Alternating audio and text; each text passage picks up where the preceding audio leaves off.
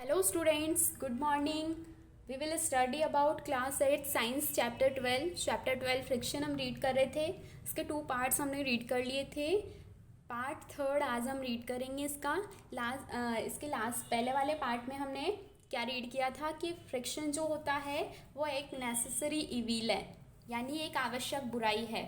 ठीक है, तो दोनों चीज़ें हम इसमें रीड कर रहे थे कि जो नेसेसरी है वो क्यों है, क्योंकि हमारे लिए बहुत सारे केसेस में ये क्या है, यूज़फुल है. ऐसे इसीलिए क्या है, ये नेसेसरी है. जबकि इविल क्यों बोला, यानी बुराई क्यों बोला इसको, क्योंकि कुछ केसेस में ये क्या है, हमारे लिए हार्मफुल है. तो हमने इसका फर्स्ट टॉपिक लिया था फ्रिक्शन इज़ नेसेसरी, यानी फ्रिक्शन आवश्यक क्यों है. तो इसमें हमने 7 पॉइंट्स तक रीड कर लिए थे.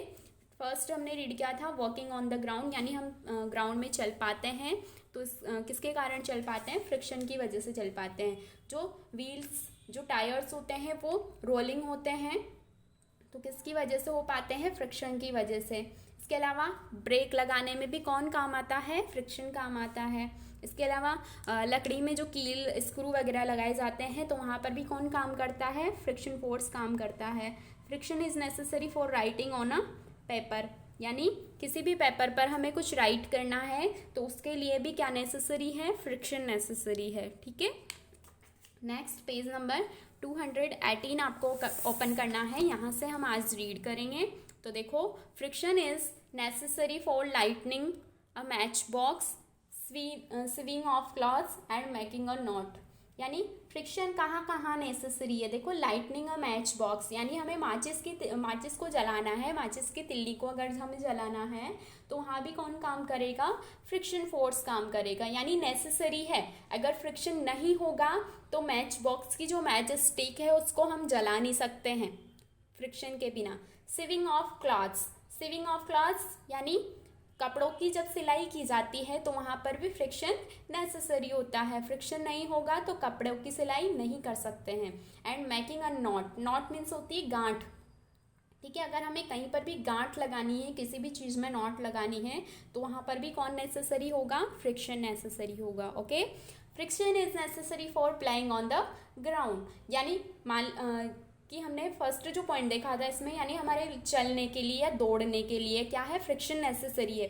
उसी तरह जो ग्राउंड में जब हम खेलते हैं, प्ले करते हैं तो उसके लिए भी फ्रिक्शन क्या है, नेसेसरी है. Spikes are provided in the shoes of athletes to increase the friction and prevent slipping. Spikes means होता है कि देखो, कीलों की तरह की कुछ स्ट्रक्चर होती है जो एथलीट्स होते हैं, यानी जो स्पोर्ट्समैन या कुछ जो एथलीट्स होते हैं उनके जो शूज़ होते हैं ना, तो उनके शूज़ इस तरह से डिज़ाइन किए जाते हैं, इनमें स्पाइक्स लगाए जाते हैं. ठीक है, देखो अलग टाइप के शूज़ होते हैं, इनके स्पाइक्स लगे हुए रहते हैं ताकि जो फ्रिक्शन है वो इंक्रीज़ हो जाए, यानी फ्रिक्शन बढ़ जाए और इनको क्या करे, स्लिपिंग से प्रिवेंट करे, यानी फिसलने से बचा ले. क्योंकि जब ये भागते हैं, दौड़ते हैं बॉल को पकड़ने के लिए या कुछ और स्पोर्ट्स में, तो क्या कर इनकी जो शूज़ होते हैं उनमें स्पाइक्स लगे होते हैं, जिसकी वजह से जो ग्राउंड और इनके शूज़ के बीच में जो फ्रिक्शन होता है वो इंक्रीज़ हो जाता है और ये स्लिपिंग से बच जाते हैं. Third, friction is necessary in our daily life. तो 10 पॉइंट्स हमने रीड करे कि हमारी डेली लाइफ में जो फ्रिक्शन है वो किस तरह से इम्पोर्टेंट है. बहुत ज़्यादा इम्पोर्टेंट है. अगर फ्रिक्शन नहीं होगा तो हम चल नहीं पाएंगे, हम दौड़ नहीं पाएंगे, हम खेल भी नहीं पाएंगे, हम माचिस की तिल्ली को नहीं जला सकते बिना फ्रिक्शन के, हम क्लॉथ्स नहीं सिल सकते. ठीक है, तो बहुत सारी चीज़ें हैं जो हम फ्रिक्शन पर डिपेंडेंट हैं. अब देखो, सेकंड पॉइंट आ गया, फ्रिक्शन इज़ इविल, यानी फ्रिक्शन एक क्या है, बुराई है. बुराई भी है, आवश्यक तो है लेकिन बुराई भी है कुछ केसेस में. Friction is harmful and unwanted due to following 3 ways, यानी कि जो फ्रिक्शन है वो हार्मफुल है, हानिकारक है, अनवांटेड है. तो यहाँ पर 3 वेज दिए हैं, किन किन तरीकों से या किन किन पॉइंट्स की वजह से ये जो फ्रिक्शन है उसको इविल बताया गया है. एज फ्रिक्शन, फर्स्ट पॉइंट है देखो, as friction opposes the relative motion between objects in contact. Some of the efforts applied to machine is wasted in overcoming friction and so the efficiency of a machine decreases due to friction. यानी जो friction होता है वो motion को क्या करता है, oppose करता है, यानी विरोध करता है गति का, बिटवीन ऑब्जेक्ट्स इन कॉन्टेक्ट, यानी जो ऑब्जेक्ट्स है और वो ऑब्जेक्ट किस चीज़ के कांटेक्ट में, किस सरफेस के कांटेक्ट में है, तो दोनों के बीच में जो मोशन होता है उसको अपोज करता है फ्रिक्शन.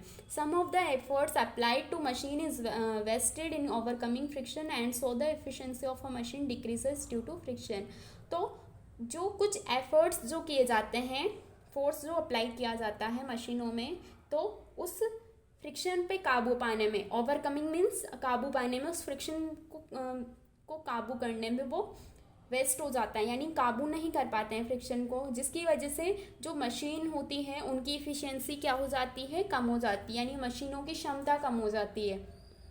किसकी वजह से, फ्रिक्शन जो डिक्रीज हो जाता है, यानी फ्रिक्शन की मात्रा कम हो जाती है, जिसकी वजह से जो मशीनों की इफिशिएंसी है वो क्या हो जाती है, कम हो जाती है. सॉरी फ्रिक्शन की वजह से जो मशीनों की जो इफिशिएंसी है वो डिक्रीज हो जाती है. ठीक है, क्योंकि जो फ्रिक्शन है वो ज़्यादा हो जाता है, इसकी वजह से जो मशीनें हैं वो जल्दी डैमेज हो जाती हैं. ओके, नेक्स्ट पॉइंट देखो कि इविल क्यों है friction. The energy consume to overcome friction is mainly converted into heat energy, यानी जो फ्रिक्शन को कम करने के लिए जो एनर्जी कंज्यूम्ड की जाती है, तो वो मेनली किस में कन्वर्ट होती है, हीट एनर्जी में, ऊष्मा ऊर्जा में कन्वर्ट होती है. The heat so produced rises the temperature of machine and so the machine may be damaged, यानी जो ये हीट जो प्रोड्यूस होती है ये क्या करती है, मशीन के टेम्परेचर को राइज कर देती है, यानी बढ़ा देती है. तो मशीन का टेम्परेचर जब बढ़ जाता है तो मशीन जो होती है वो डैमेज हो जाती है, यानी बर्न हो सकती है, या फिर किसी भी तरह से जो उसके वायर्स वगैरह है वो क्या हो जाते हैं, डैमेज्ड हो जाते हैं.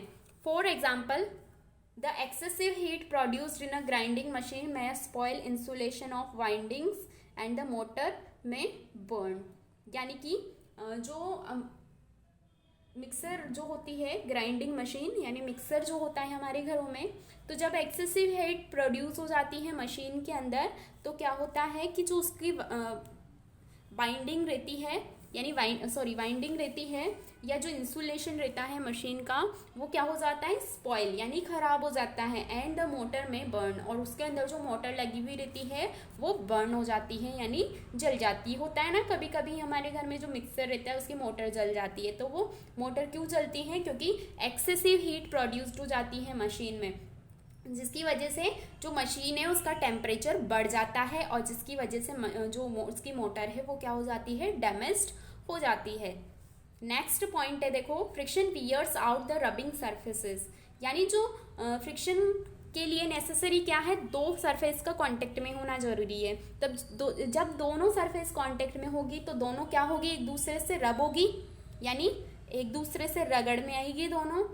तो फ्रिक्शन जो होता है वो सरफेसेस के रबिंग की वजह से होता है. Therefore the moving parts of all machines need replacement, इसीलिए जो ओल्ड मशीन्स होती हैं, यानी जो पुरानी मशीनें होती हैं, उनके जो मूविंग पार्ट्स होते हैं, यानी जो गति करने वाले भाग होते हैं, उनको किसकी नीड होती है, रिप्लेसमेंट की नीड होती है, यानी उनको चेंज करने की ज़रूरत होती है. Third, due to friction efficiency of machines is reduce, और इस फ्रिक्शन की वजह से क्या होता है कि जो मशीनों की एफिशिएंसी होती है, क्षमता जो होती है वो रिड्यूस हो जाती है, यानी कम हो जाती है. The machines and their moving parts में बी डैमेज्ड, और जो मशीन्स होती हैं उनके जो मूविंग पार्ट्स होते हैं वो डैमेज्ड हो जाते हैं, यानी ख़त्म हो जाते हैं. हैंस इसीलिए it is said that the friction is evil, इसीलिए कहा जाता है कि जो फ्रिक्शन है वो एक तरह का क्या है, इविल है, यानी बुराई है. This we may say that the friction is useful as well as harmful, इसीलिए हम कह सकते हैं कि जो फ्रिक्शन है वो हमारे लिए यूजफुल भी है और साथ ही साथ हमारे लिए हार्मफुल भी है, यानी हानिकारक भी है. So it is justified that friction is a necessary evil. तो इन सारे पॉइंट से हम क्या जस्टिफाइड कर सकते हैं कि जो फ्रिक्शन है वो एक नेसेसरी इविल है. ठीक है, क्या है, नेसेसरी इविल है, यानी कि फ्रिक्शन एक नेसेसरी इविल है। क्यों है? दोनों की हमने पॉइंट्स यहाँ पर देखे हैं कि फ्रिक्शन नेसेसरी है यानी यूजफुल है हमारे लिए, और फ्रिक्शन जो है वो हमारे लिए हार्मफुल भी है यानी इविल के रूप में भी है। तो दोनों के पॉइंट्स हमने यहाँ पर रीड करे। ओके, ये जो नेक्स्ट टॉपिक है, जो मेथड्स है फ्रिक्शन को रिड्यूस करने के, वो हम नेक्स्ट क्लास में रीड करेंगे। Okay, bye.